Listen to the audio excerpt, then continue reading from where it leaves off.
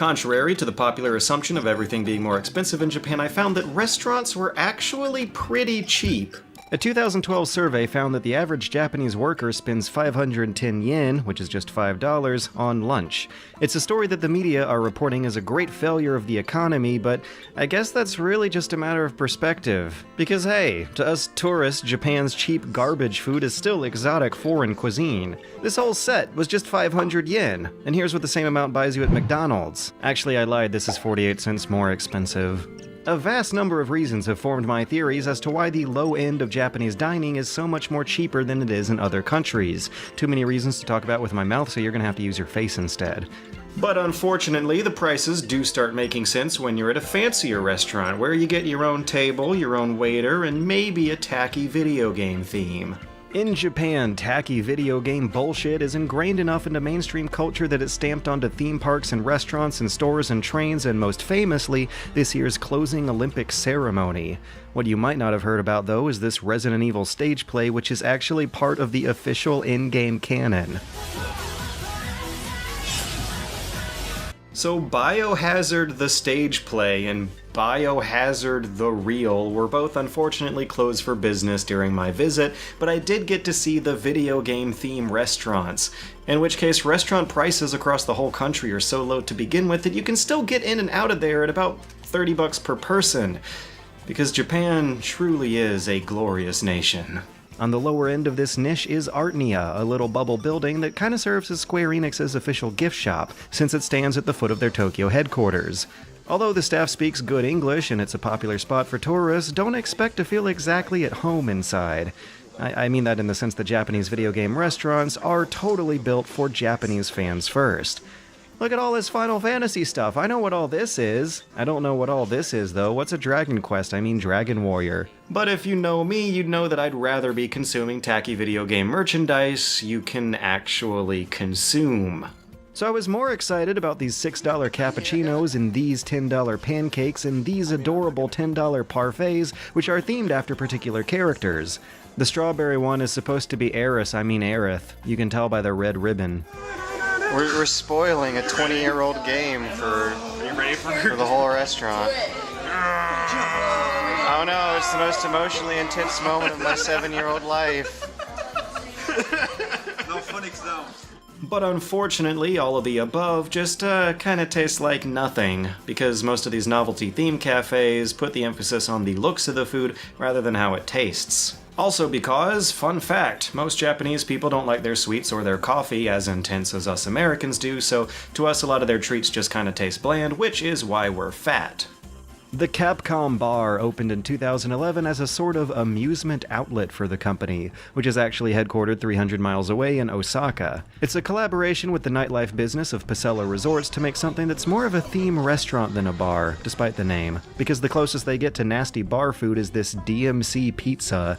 You can tell it's video games because it says DMC on it. This is $10. A T-virus cocktail has you injecting some kind of beautifully American sweet sugar syrup into your stiff liquor. The Ebony and Ivory has cute little ice cubes, and the Let's Rock has some kind of terrifying incandescent demonic presence floating around in there that just turned out to be a moisture-activated LED.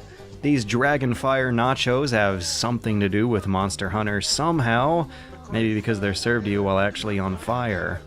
And I felt some certain sense of passion coming from this place that I don't think I would have felt if they ever opened one stateside. It was the feeling of a dumb corporate idea just getting pushed out, but landing in the hands of servers and managers who are actually pretty dorky fans of these franchises. You won't find Mega Man on the menus or the promotional materials, but whoever was in charge of music decided to blast a lot of Mega Man that day, and despite the directions the series has gone, the new DMC's Dante is nowhere to be found.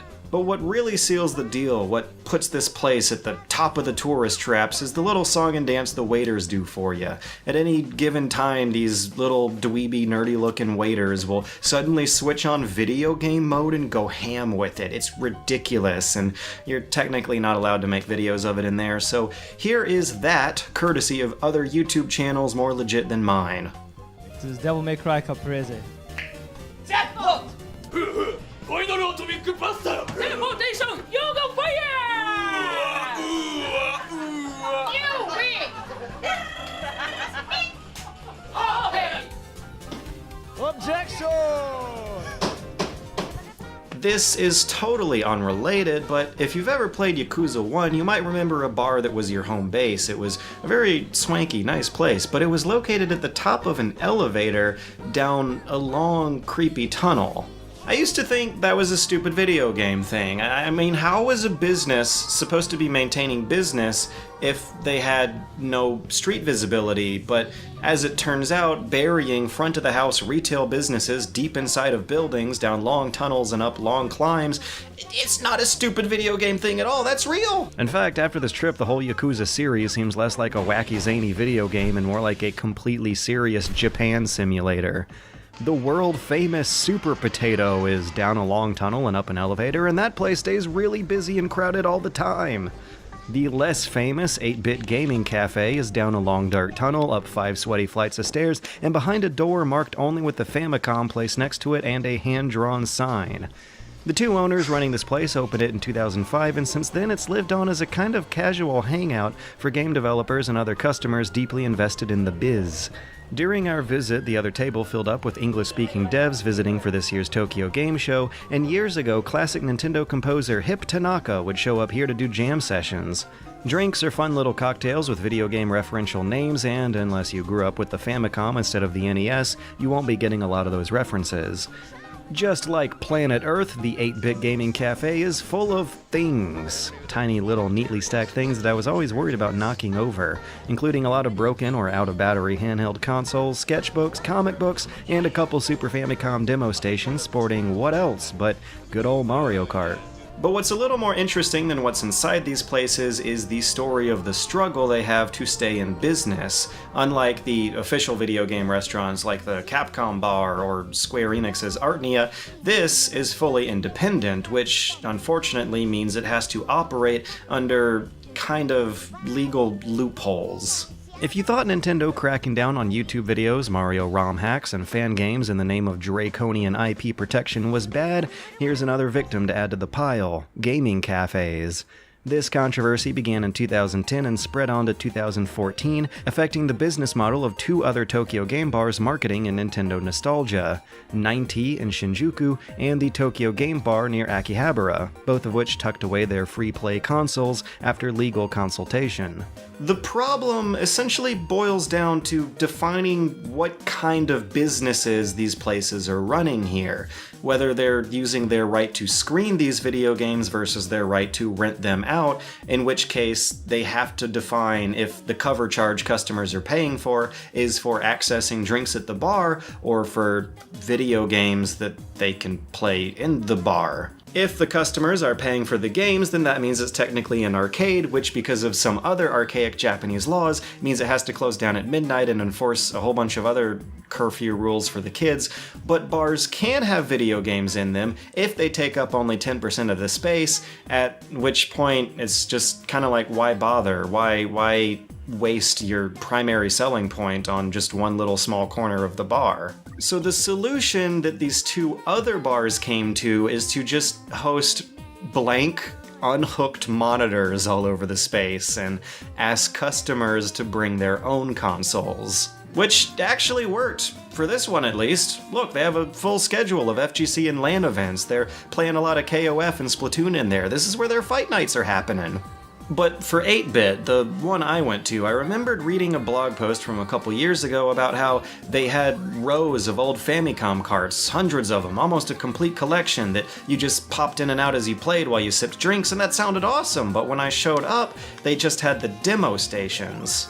Super Potato had the same thing set up, and they weren't exactly home consoles. These were the same demo stations that electronics stores back in the 90s would have been displaying, and maybe that is the legal precedent they're aiming to operate under, which really just leaves me worried that the golden age of these independent gaming cafes might be long, long gone.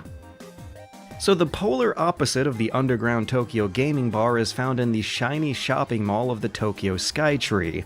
It's the Kirby Cafe, and the whole concept of this business model couldn't be further from the operating philosophy of every other place on this list. The Kirby Cafe is what they call a pop-up cafe, a temporary restaurant. An existing restaurant will rework its decor and menu for a little while, but only long enough to last the length of a short-lived fad. It works by artificially increasing demand just by promoting the fact that the place is going to close down soon. Previously, there was a Dark Souls one, a Resident Evil one, and now there's a Kirby one. But it's only open until October 30th, and they're closing down soon, and don't you want to go to the Kirby Cafe sometime in your life before you die? You only have one chance to eat these $15 pancakes. Doesn't that make you want them more? Why stop there? You got all these other items. I mean, you can't really stop going until you've had everything, because really darn soon the Kirby Cafe is going to be gone forever like tears in the rain. So I show up to the Skytree, which from the ground is this glitzy American-style shopping mall, and I make my way to the Kirby Cafe, and I see this line.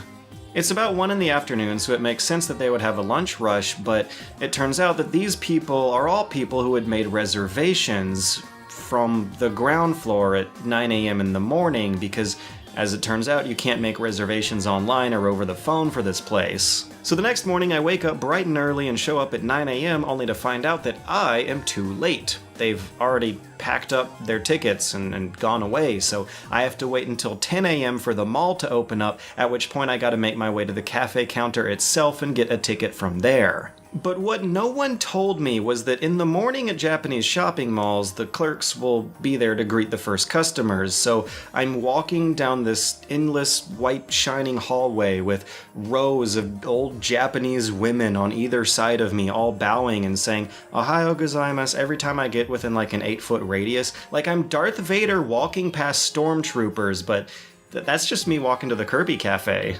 So I eventually make my way to the Kirby Cafe counter, which requires you to go outside the mall and around a courtyard. At 10 a.m., I'm the first person to show up there, and I get my ticket, and it's for 7 p.m. that night. So we show up, again, we wait in line, this time at night, and wait for our numbers to be called in Japanese, which means we just kind of have to look around and take a chance if no one answers when they call some number we don't know. And they're out of the $15 pancakes. It's okay. You get to play with this toy while you wait, and the food, as expensive as it is, breaks the cardinal cafe food rule of not being that great for how good it looks. The dessert parfait tasted like actual dessert. The cappuccinos had a bite to them, and the art was flawless and adorable, but best of all was this masterpiece of a dish. This 10 out of 10 sublime Hayashi rice dish is an offensively savory beef and onion stew cooked in tomato sauce, drizzled with a red wine demi-glace that made for a culinary experience that the hardest of cynics, the Yahtzees of our tired, worn world, would cry over.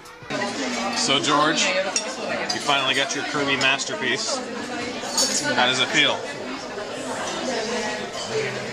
At that moment, I had never felt a more complete feeling of satisfaction and bliss. This is the face of a purely content man, a complete human being. But this was before I had known that just hours later, I was about to make the kind of discovery that changes a person forever. I was about to learn that the karaoke machines in Japan had video game music. I was blissfully unaware of the emptiness I had lived my whole life up until that moment, because the karaoke machines in Japan, they have video game music.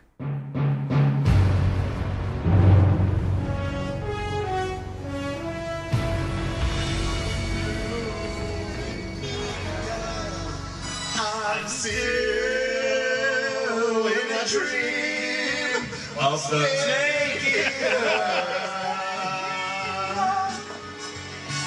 I'm still in a dream. I'm still in a dream. Stay here.